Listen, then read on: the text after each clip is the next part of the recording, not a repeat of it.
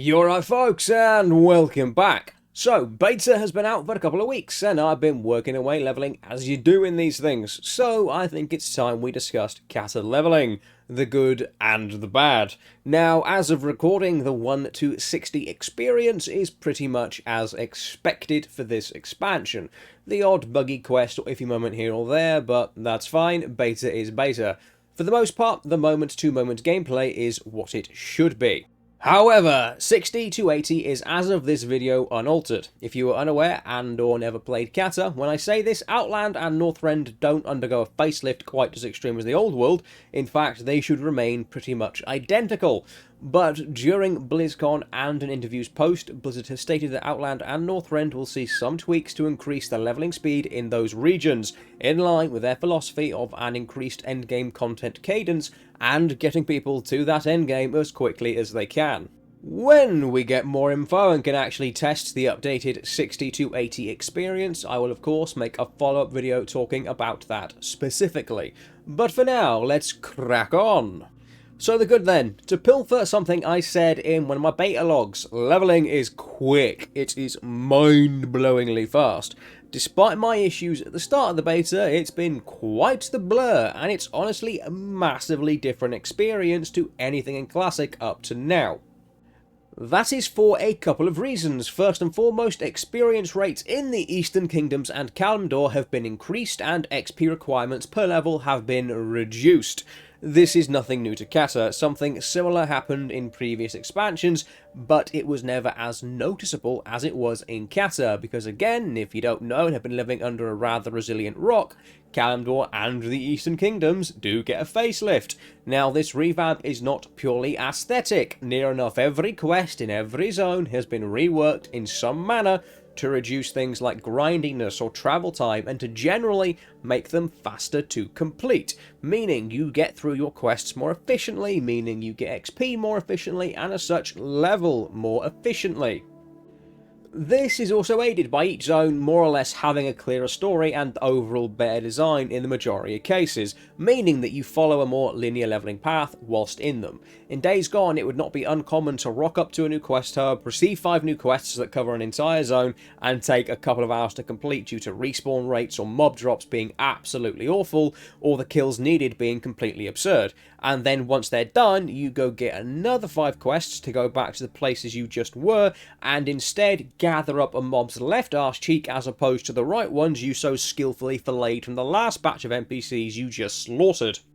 On the other hand, there were also those zones with a grand total of 3 quests, and 2 of those are offered up by warring hermits who live in caves at opposite ends of the region, with each having their own respective reputations that prevent you from actually speaking to the other one. This expansion, neither is generally the case. It's a little bit more in the middle, with the quests you do get usually servicing a smaller area, and you move through the zone piece by piece in order to gradually complete it, though of course there are always exceptions to that rule.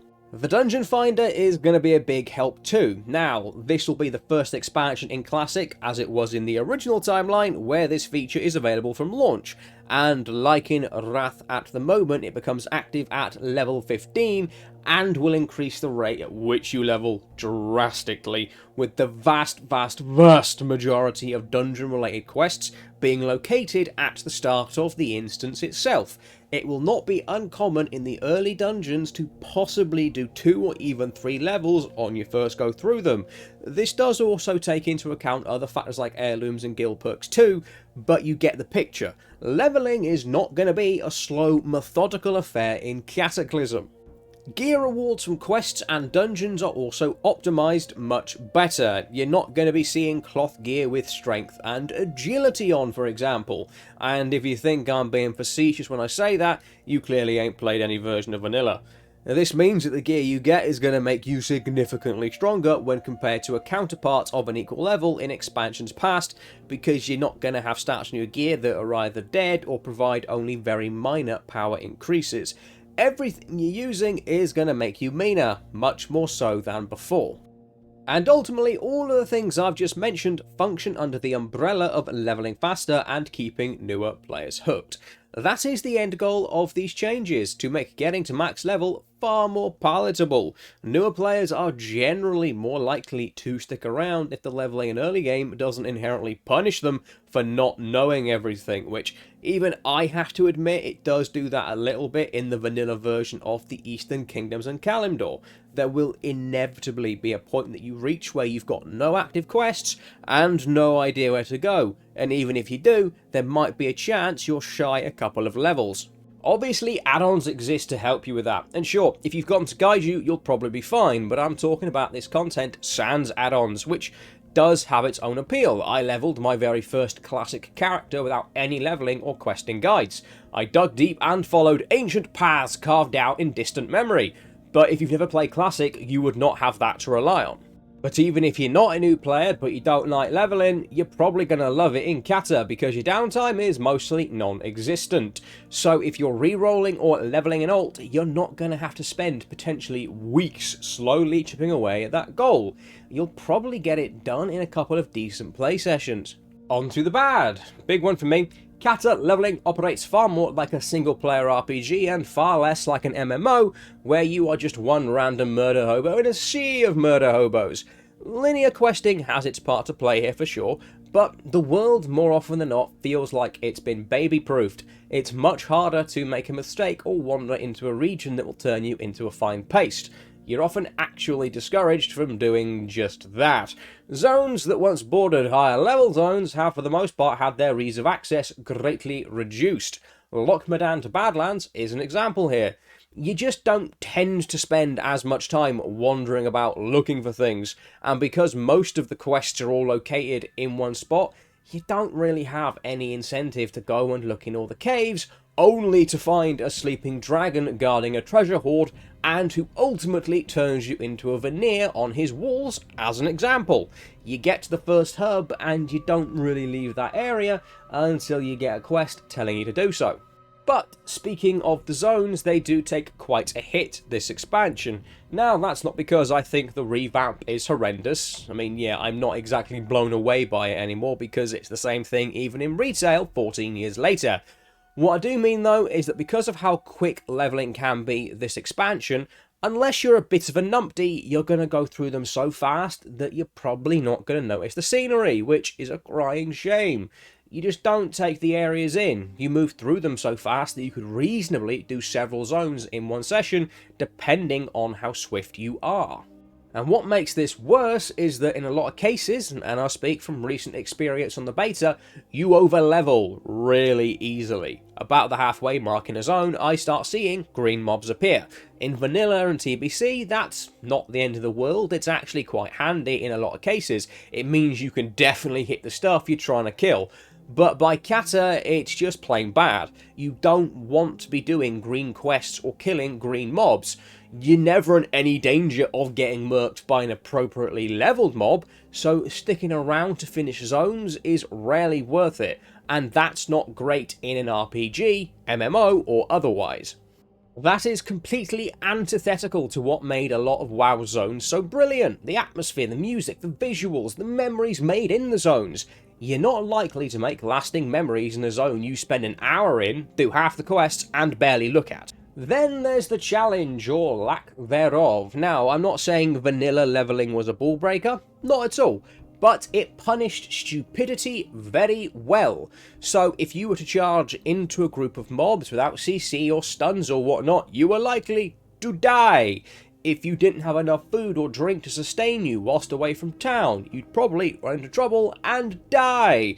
If you didn't have enough bag space to pick up quest items, trade items, or junk to sell, you'd struggle to make gold, and elites would in most cases turn you inside out and wear you as an evening gown. Those things aren't really the case in Cataclysm, you just point and go. Elites are rarely elite, and the distinction is just there to make a certain NPC appear more threatening than it actually is, and unless you pull insane amounts, you can generally handle an entire pack of mobs by yourself with minimal fuss. And the lessons you'd otherwise learn about your class, CC, stuns, interrupts, etc., just aren't learned in kata leveling. At the very least, you don't need them, which generally leads to a player at max level who is not as well equipped as they should be. That's a real problem, because you'll end up with people at max level who think they're the dog's bollocks because they eradicated the open world whilst questing, then they get thrown into a heroic, don't know what their interrupt is for, and then end up being a drag on their whole group because their journey to max level has done nothing to prepare them for endgame, which is what it should do. Classic pre-kata is actually very good at teaching people what their classes do, simply by having enemies in the open world require more than a simple firm right hook.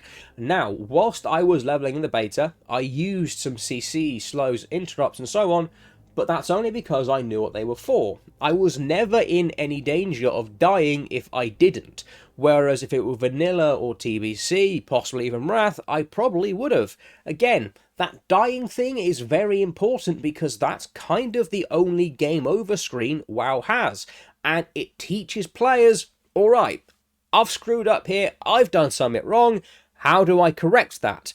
Cataclysm very rarely, if ever, has something to that effect as you're making your way to level 85. Also, nothing feels overly earned in kata leveling, there just aren't really any hurdles to overcome. You're never short on funds, so you never have to look at ways to make money, to learn spells, to get a mount, or even buy food and drink. There aren't any quests or mobs that are particularly difficult or require a group.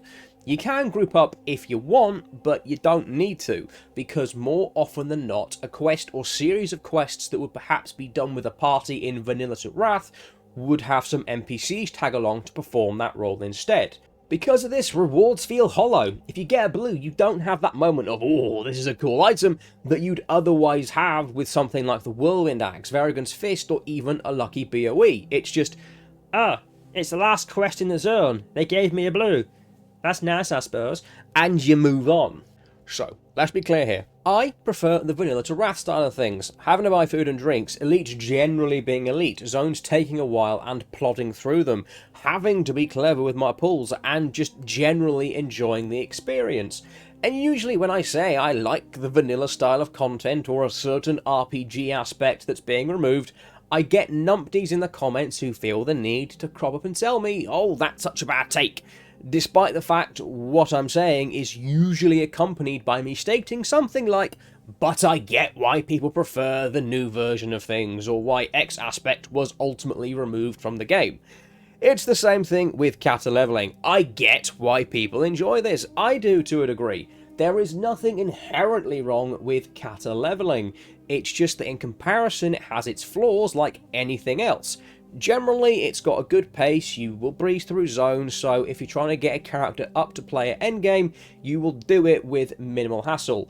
And unlike previous versions, if you aren't inclined to explore or just wander off on an adventure to find your next quest, a guide or add-on is simply not at all required.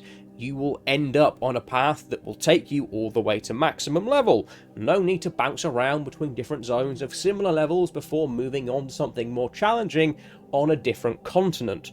And yeah, you will find that you overlevel zones in most cases. I also know that I said the old world could be punishing when talking about positives, then when discussing negatives, I said in Cataclysm it's not punishing enough. It's about balance. It's a bad kind of punishing that you're stuck in limbo with no idea where to go. It's a good kind of punishing when a mob kills you repeatedly because you aren't using your abilities correctly. And once you do, you kill it and you overcome that challenge. That's a lesson learned and something to carry forward. But that doesn't happen in the Cataclysm version of the Eastern Kingdoms and Kalimdor. This one is definitely going to come down to personal preference, but I've said it before. Those who are likely to enjoy the older style of leveling probably have all their characters up to scratch anyway, and those who don't are likely to prefer Cataclysm and as such will get much more use and joy out of it. Anyway, that's me for now. Let me know your own thoughts down below, who's a kind of like, sub, share your pals and so on. That'll be grand. Have a good one, folks. Bye for now.